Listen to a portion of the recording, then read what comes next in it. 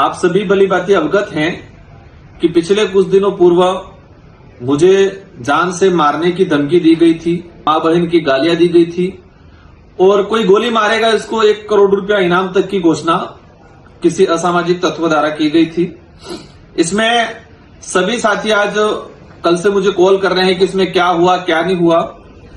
Police प्रशासन ने इस आईडी को ट्रेस किया और उस आईडी को ट्रेस करने के बाद उस व्यक्ति तक पहुंचे और वो व्यक्ति चंद्रवीर सिंह करके गढ़ी विधानसभा क्षेत्र के अंदर बाईकागढ़ा जो ग्राम पंचायत है वहां का निकला।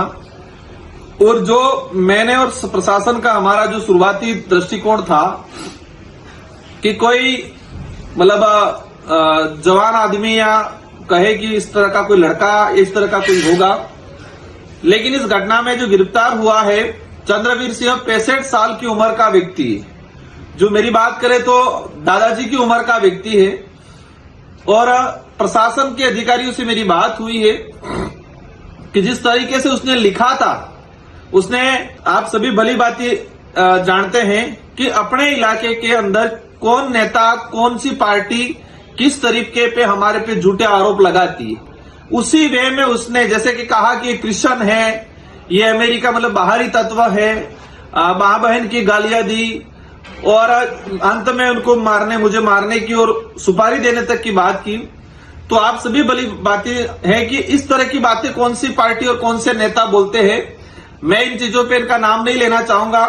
अगर यही बात इसी तरह का किसी भाजपा के नेता सत्ताधारी जो लोग हैं इनके लिए किसी ने कुछ बोला हो तो ये नंगा नाच करते पूरे उदयपुर संभाग में। आप सभी भली बातें जानते, पहले भी हुआ था, एक व्यक्ति के द्वारा कहा गया था कि वाड़ियां उठा देंगे। चुनावी माहौल में कहते वाड़ियां उठाना कोई धमकी नहीं होती है।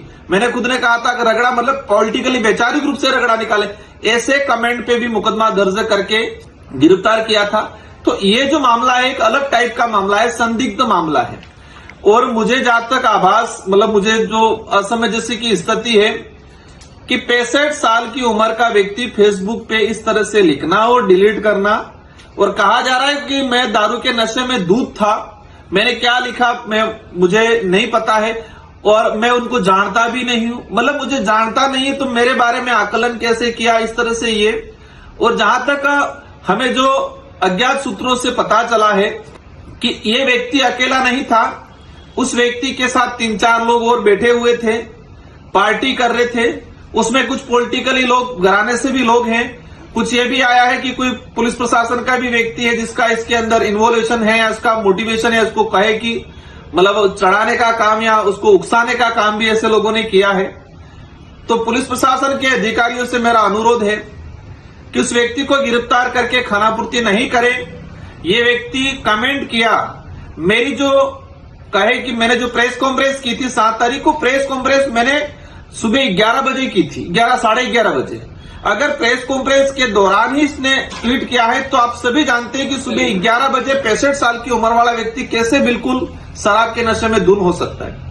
हम समझते हैं कि कोई भी व्यक्ति शराब पीता है तो वो दोपहर के बाद जो स्थिति बनती है शाम को या रात को लिख सकता है, हम समझ सकते हैं। तो प्रशासन स्पष्ट करे कि इस व्यक्ति ने किस टाइम पे लिखा, किस जगह पे बैठ के लिखा और उस जगह की सीडीआर उस जगह का कहे कि सारी लोकेशन ट्रेस करे कि उस जगह पर कौन कौन अन्य लोग थे, उसके साथ कौन कौन बैठे थे, और उस व्यक्ति का मोबाइल नंबर, कॉल लोकेशन निकाले, कॉल डिटेल सारी निकाले कि उस व्यक्ति का संपर्क किस किस लोगों से है और पिछले उस दिन और उस पिछले 2 दिनों में उस व्यक्ति ने किस किस नेता किस किस अधिकारियों से संपर्क किया था। किसी के भी गले नहीं उतर रही है कि 65 साल का व्यक्ति अकेला बैठ के इस तरह से लिखे, ये कहीं भी किसी के गले नहीं उतरती है। इसके साथ कौन लोग बैठे थे वो तो पट्टी पढ़ाया होगा। अगर उसने लिख भी दिया था तो 65 साल का आदमी अचानक यहां से भाग के सुनने में आया कि मध्य प्रदेश मुंबई की तरफ चला गया। तो मेरा जहां तक मानना है वो भागा नहीं, उसको भगाया गया। और भगाने वाले वो लोग थे जिसको इसको उकसाने वाले थे, उसके साथ में बैठ के लिखने वाले या खुद लिखने वाले या लिखाने वाले लोग थे। ऐसे लोगों की भी गहनता से जांच होनी चाहिए। अगर इस व्यक्ति अकेले को खानापूर्ति करके आप इसको मैं तो कहता हूं दादाजी क्या उम्र है, मुझे भी मतलब कहे कि दया टाइप, लेकिन इस व्यक्ति के पीछे कौन चेहरे हैं, किसका हाथ था, ये जानने की जरूरत है। गहनता से जांच होनी चाहिए। मैं मीडिया के साथियों के माध्यम से शासन प्रशासन से अनुरोध करना चाहूंगा कि ये हरकतें फिर कोई कर सकता है, और हरकतें ही नहीं, कभी कोई हादसा भी कर सकता है।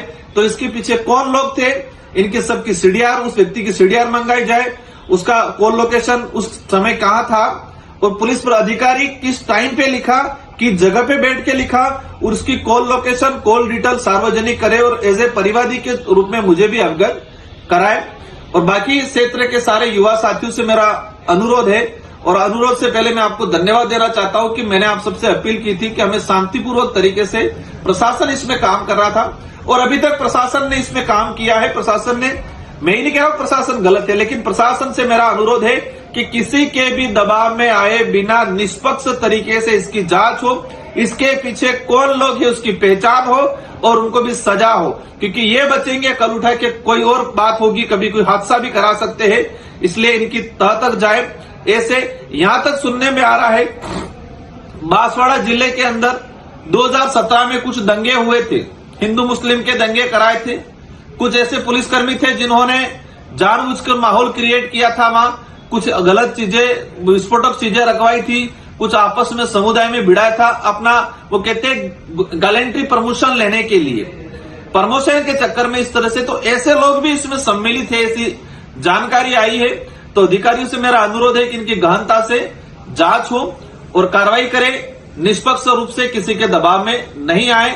और सारे युवा साथियों से भी मेरा अनुरोध है कि सभी शांतिपूर्वक शांति बनाए रखें। हम प्रशासन से अनुरोध करके प्रशासन पे दबाव बना के इसकी गहनता से जांच करा रहे हैं। आप सभी को धन्यवाद, आभार, जोहार। भारत का सबसे तेजी से बढ़ता हुआ डिजिटल न्यूज चैनल, जिसका परिवार 4,17,000 लोगों से भी ज्यादा बढ़ रहा है, वो संवाद न्यूज चाहता है हर जिले और हर राज्य में मीडिया पार्टनर्स। तो अगर आप बनना चाहते हैं संवाद न्यूज के पार्टनर्स, तो कांटेक्ट करें नीचे दिए गए नंबर्स पर। इसके अलावा अगर आप वीडियो एडिटर बनना चाहते हैं या फिर न्यूज इंडस्ट्री में बतौर इंटर्न सब सीखना चाहते हैं, तो संवाद न्यूज के जयपुर हेड ऑफिस में काम करने के लिए संपर्क करें स्क्रीन पर दिए गए नंबर पर।